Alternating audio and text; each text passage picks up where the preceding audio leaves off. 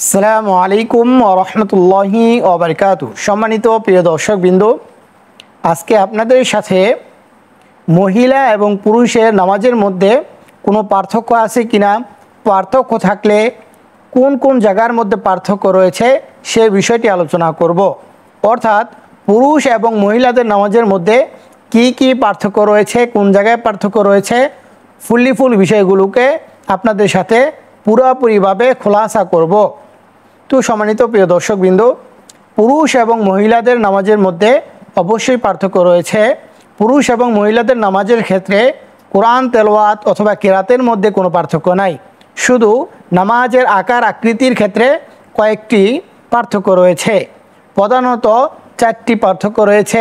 এক নম্বর পার্থক্য হলো যে হাত ওঠানোর ক্ষেত্রে। দ্বিতীয় নম্বর পার্থক্য হলো হাত বাঁধার ক্ষেত্রে। তৃতীয় নম্বর পার্থক্য হলো রুকু সেজদা কিভাবে করবে। 4 নম্বর পার্থক্য হলো যে পুরুষেরা কিভাবে বসবে, মহিলারা কিভাবে বসবে বৈঠকের মধ্যে। তো সম্মানিত প্রিয় দর্শকবৃন্দ, প্রথম যে বিষয়টি আলোচনা করব সেটা হলো যে হাত বাঁধার ক্ষেত্রে পুরুষ এবং মহিলাদের মধ্যে পার্থক্য রয়েছে। পুরুষেরা হাত বাঁধবে, কান পর্যন্ত হাত উঠাবে, এরপর হাত বাঁধবে। আর মহিলারা হাত ওঠানোর ক্ষেত্রে তারা বুক পর্যন্ত ওঠাবে, বেশি হলে কাঁধ পর্যন্ত ওঠাতে পারবে। আর এই তাদের যে হাতটি রয়েছে সেই হাতটি শরীরের সাথে লেগে থাকবে। তারা খুব জড়সড় হয়ে তারা হাতটি উত্তোলন করবে। কিন্তু পুরুষের ক্ষেত্রে হলো যে তারা হাতটাকে প্রসারিত করে কান পর্যন্ত নিয়ে গিয়ে এরপর হাত বাঁধবে। দ্বিতীয় নম্বর যে পার্থক্যটি রয়েছে সেটা হলো এই যে আমরা হাত বাঁধলাম, এই হাতটা আমরা কোথায় বাঁধবো। তো সেক্ষেত্রে বলবো পুরুষের ক্ষেত্রে মাসালা হলো যে তারা হাতটি বাঁধবে নাভির নিচে, আর মহিলাদের ক্ষেত্রে মাসালা হলো যে তারা হাতটি বাঁধবে বুকের উপর। তো বুকের উপর যখন মহিলারা বাঁধবে এটা তাদের জন্য উত্তম হবে, আর পুরুষদের জন্য উত্তম হবে যে তারা নাভির নিচে হাত বাঁধবে। তৃতীয় নম্বর যে পার্থক্যটি রয়েছে সেটা হলো যে রুকু এবং সিজদা করার ক্ষেত্রে। রুকু করার ক্ষেত্রে সাধারণত পুরুষেরা একটু ফাঁকা শোকা হয়ে রুকুটি করবে, আর মহিলাদের ক্ষেত্রে হলো যেহেতু তাদের পর্দার বিধানটি বেশি, তো সেই জন্য তারা একটু জড়সড় হয়ে লেগে লেগে তারা রুকুটি করবে। সেজদার ক্ষেত্রেও পার্থক্য রয়েছে। সেজদার ক্ষেত্রে খুবই বেশি পার্থক্য, সেটা হলো যে পুরুষদের জন্য সেজদা করতে হবে যখন আপনি সেজদার জন্য হাতটিকে রাখবেন মাটিতে, রাখার পর এই অংশটাকে আপনার মাটি থেকে পৃথক রাখতে হবে, অর্থাৎ উপরে রাখতে হবে। এই অংশটাকে মাটিতে লাগানো যাবে না। এবং যখন আপনি সেজদা করবেন, সেজদা করার সময় আপনার বুক মাটি থেকে উপরে থাকবে, আপনার হাত বুগল থেকে একটু খোলা প্রসারিত থাকবে।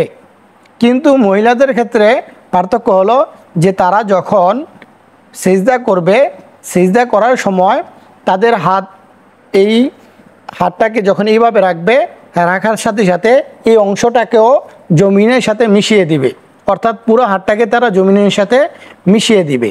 এবং যখন সেজদা করতে যাবে তাদের বসার ধরনটা হবে যে তাদের উভয় পা ডান দিকে তারা বের করে দিবে, অর্থাৎ এক পাকে অপর পায়ের সাথে মিলিয়ে, রান দুটাকে একসাথে মিলিয়ে রানের যেই অংশটা রয়েছে একসাথে মিলিয়ে যাবে এবং নিতম্বের উপর বসবে, আর পায়ের যে অংশটি রয়েছে সেটা তারা ডান দিকে মোড় দিয়ে দিবে।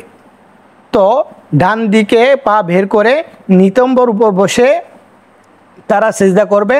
আর পুরুষেরা তারা ডান পা এবং বাম পা উভয়টাকে খাড়া রেখে সেজদা করবে। এবং বসার ক্ষেত্রে আরেকটি পার্থক্য হলো যে এই যে পুরুষেরা বসতেছে, পুরুষেরা যখন বৈঠকের মধ্যে বসবে, বৈঠকের মধ্যে বসার ক্ষেত্রে যে পার্থক্যটি রয়েছে সেটা হলো যে পুরুষেরা বৈঠকের মধ্যে ডান পাকে সোজা রাখবে আর বাম পায়ের উপর বসবে। আর মহিলারা কিভাবে বসবে বৈঠকের মধ্যে, মহিলারা বসবে উভয় পা ডান দিকে বের করে দিয়ে নিতম্বের উপর বসবে। সেজদার মধ্যে যেরকমভাবে তারা সেজদা করেছিল নিতম্বের উপর বসে এরপর সেজদাতে গিয়েছিল, আর বসার ক্ষেত্রেও 4 নম্বর যে পার্থক্যটি সেটা হলো যে তারা যখন বসবে, বসার সময় নিতম্বের উপর বসবে এবং উভয় পা ডান দিক দিয়ে বের করে দিবে। আর পুরুষের ক্ষেত্রে হলো যে তারা ডান পাকে সোজা রাখবে আর বাম পায়ের উপর বসবে। তো এই হলো পুরুষ এবং মহিলাদের মধ্যে নামাজের পার্থক্য।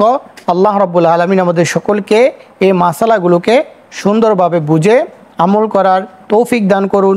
আমিন।